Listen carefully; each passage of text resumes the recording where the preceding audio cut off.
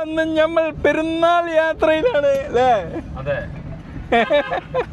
ഇന്ന് സാജിദിന്റെ പാട്ട വണ്ടിയിലാണ് നമ്മൾ യാത്ര ചെയ്തുകൊണ്ടിരിക്കുന്നത്. ഇന്ത്യയിൽ ഏറ്റവും കൂടുതൽ പ്രചാരത്തിലുള്ള വണ്ടിയിലാണോ യാത്ര? സണ്ണിയൊക്കെ ഇവിടെ നാട് വിട്ടുപോയി, അതൊന്നും ഇവിടെ ഇല്ല. വേറൊരു കാര്യമുണ്ട്, നല്ല ഹീറ്ററില് യാത്ര ചെയ്യുമ്പോഴാണ് വണ്ടി പോകുന്നത്. അതെ, ഇതിന്റെ പ്രത്യേകത എന്ന് പറഞ്ഞാൽ നാച്ചുറൽ ആയിട്ട് നിനക്ക് യാത്ര ചെയ്യാന്നുള്ള ഹീറ്റർ യാത്ര അല്ലേ? ബോബനും മോളിയും ഒന്ന് യാത്ര ചെയ്യുന്ന രണ്ട് പ്രഗത്ഭ വ്യക്തികളുടെ കൂടാണ്. ഞങ്ങളുടെ നാട്ടിലെ ബോബനും മോളി എന്നാണ് എന്നെ കുറിച്ച് ഇവരെ കുറിച്ച് പറയും. ഞാൻ ബോബൻ, മോളി. മോളി അത്ഭുതകരമായ മങ്ങാടൻ മാഷ വീട്ടിലാണ് നമ്മൾ എത്തിയല്ലേ? കരിമാഷ്, പ്രശസ്തി ആഗ്രഹിക്കാത്തൊരു മാഷ്, തൻ്റെ സമ്പാദ്യത്തിൻ്റെ നല്ല ശതമാനം യാത്രകൾക്ക് വേണ്ടി മാറ്റി വെച്ച മാഷ വീട്ടിലാണ്. ഇവിടെ ഒരുപാട് സുവനീറുകളല്ലേ മൊത്തം, അതല്ലേ മാഷ? എന്താണ് നിങ്ങൾക്ക് ഈ ഒരു സുവനീറുകളെ കുറിച്ച് പറയാനുള്ളത്? എന്താ? ഇതല്ല കേട്ടോ മാഷ് വരാൻ പോകുന്നേ ഉള്ളൂ. മാഷ് അകത്തേക്ക് പോയിട്ടുണ്ട്, ഒരു ചായ ഉണ്ടാക്കാൻ പോയതാണ്. അപ്പോൾ മാഷെ കുറിച്ചാണ് ഇപ്പോൾ പറയാനുള്ളത്. മാഷ് പറയുന്നത് യാത്ര ഇപ്പോൾ ഒരു ഗുജറാത്തേക്ക് ഒരു കള്ളിത്തുണി എടുത്ത് പോകുന്ന ഒരാളാണെന്നാണ് പറഞ്ഞത്. തീർച്ചയായിട്ടും സ്ഥലത്തേക്ക് നമ്മളിപ്പോൾ രാവിലെ മാഷെ കണ്ടാൽ വൈകുന്നേരം എന്തെങ്കിലും ആവശ്യത്തിന് വിളിച്ചു നോക്കുമ്പോൾ പറയാ ഞാനിപ്പോൾ മൈസൂരാണുള്ളത്.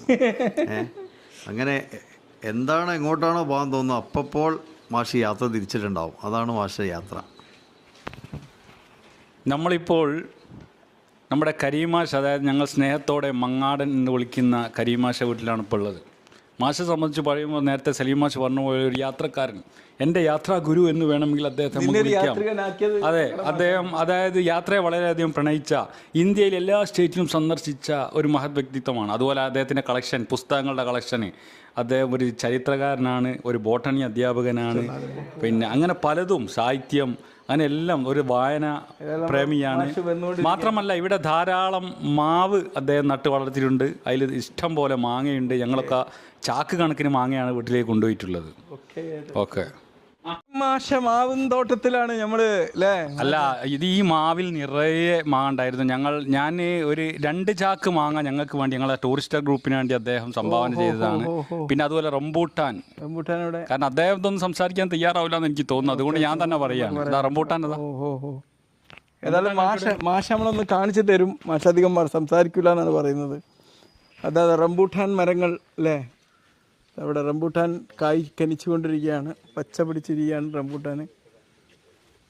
എന്തായാലും നല്ല വിശാലമായൊരു വീടും പരിസരവുമാണ്, ഏകാന്തമായൊരു പരിസരത്ത് അല്ലേ?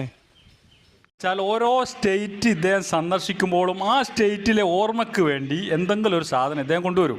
അതിൽ പെട്ടതാണ് ഈ ചിപ്പികൾ ഇങ്ങനത്തെ. അതേപോലെ അവിടെ റോക്സ് കണ്ടില്ലേ, വിവിധ സ്ഥലത്തിലെ പാറകളും കല്ലുകളൊക്കെ അദ്ദേഹം ശേഖരിക്കും.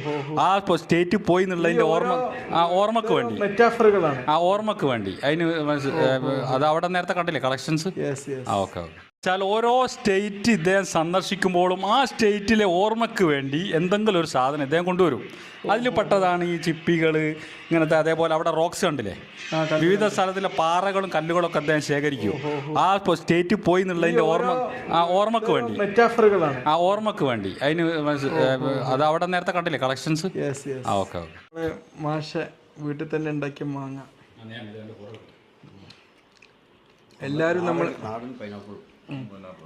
എല്ലാവരും ബേക്കറി കൊണ്ട് സൽക്കരിച്ചപ്പം